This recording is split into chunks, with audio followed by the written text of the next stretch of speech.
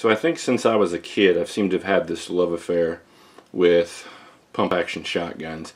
In particular, the old Wingmaster Riots and the 870 Police Magnums. I think it has a lot to do with, as I was growing up, watching all the cheesy 70s and 80s cop shows that were on. Rockford Files, Hill Street Blues, and stuff like Miami Vice.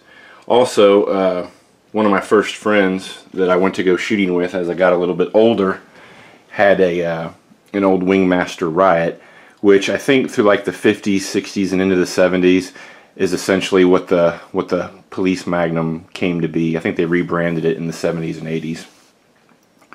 So pretty much all these years I've looked for one, but I wanted to get the kind of like an old school one with the wooden walnut furniture and the blued finish.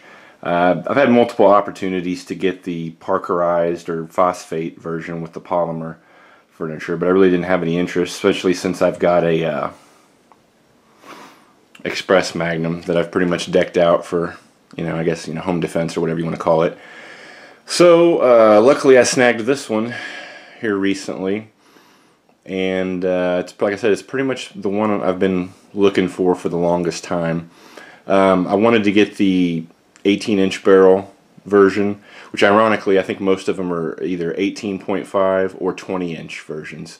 But I've had a lot of time on my hands lately, so I've been able to do a little bit of research and come to find out they actually did, even though 18.5 is like the most popular version of the 870, even the old ones, they actually did make one that was straight up 18 inches and not 18.5. So if you were to go and add a 2-round shot extension, a mag tube extension like I did, it's going to stick out a little bit past the barrel, which I think is pretty cool. My other 870 Magnum that I have, it's pretty much flush with the barrel, but it's also straight up 18 inches. Yeah. So you can pretty much, back in the day, you could be able to find these pretty much all over the place, but it seems like never when I ever had money. So the opportunity presented itself this time, and I was able to snag this one. Now this one, good and bad, when these things are like completely like in original shape and flawlessly immaculate, they're pretty much gorgeous. I think they're works of art. But also, but as you can see here, this is not the case for the one I got. But I think it almost equally looks neat because it's definitely got a cool patina about it. When I took it apart today and lubed it and cleaned it and inspected it, it seems to have a lot of like abuse, well, at least for what I consider, on the outside. There's nicks and dings and that scratches here and there, and there's definitely a little bit of surface rust on the receiver, on the outer part of the receiver that I need to address, but it shouldn't be no big deal. Shouldn't be a big deal. But like I said, this one obviously isn't in flawless, immaculate shape. However, the inside, the guts of the gun, honestly didn't really look like it's been fired hardly at all. When I first got it, even before I took it apart and cleaned it and everything, the shell lifter, the elevator, usually when a shotgun's been used pretty well, even lightly, you'll have like a brass line running right down the middle on the outer part from loading shells into the gate, and it didn't have any scratches, didn't have any marks, didn't have any brass residue. The only residue that's on there now is from me loading it and unloading it and just cycling it to make sure the spring didn't get bound up on the new +2 extension that I put on there. Also, inside the chamber, inside the bore, was completely clean as a whistle. No marks, no pitting, no scratches, nothing. Usually there's, when a shotgun gets used, or even lightly or heavily, there tends to be marks and stuff. But also, when I took out the trigger pack and cleaned it and lubed it, there's just no wear marks anywhere. I couldn't find. The outer part of the chromed bolt and bolt carrier have a little bit of markings on them, but I think that's probably just oxidation, which I could take that out with with a buffing wheel and some polish. But yeah, I don't know, that's pretty much it. I've always kind of wanted the Wingmaster Riot or the or this, like in this case, the police Magnum, just because, like I said, for nostalgic reasons, and grew up as a kid seeing them on TV all the time, but also because of all the upgrades, so to speak, or the advantages. I'm sure a lot of people have come across videos where they talk about all the different upgrades.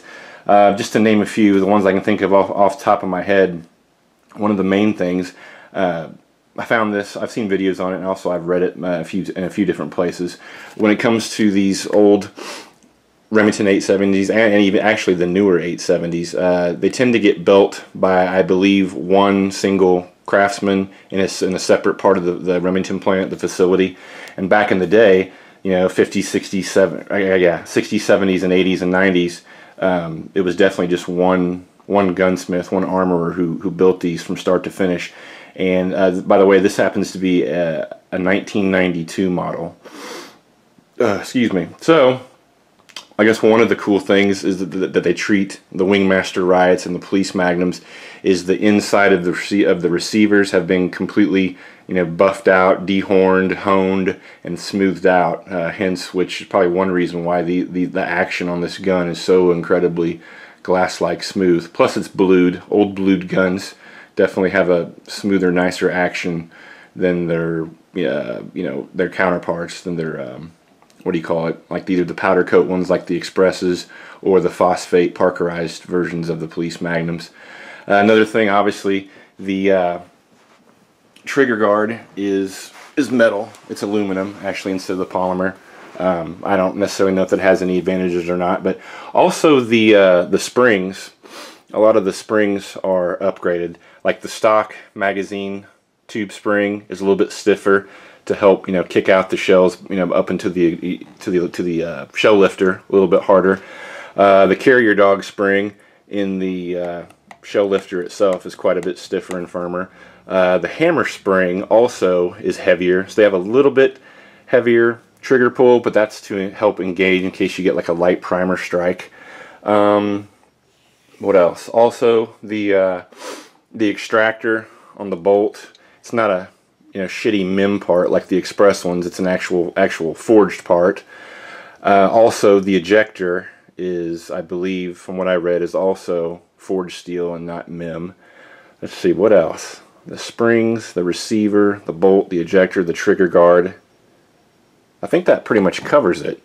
Like I said, I don't know how much of a difference it makes. I just do know that it seems like there's an awful lot of old Wingmasters and Police Magnums out floating around that are 30, 40, 50 years old, well, 30 or 40 years old, and still running just as good as the day they were made. So anyway, I just wanted to share my new gun with you guys.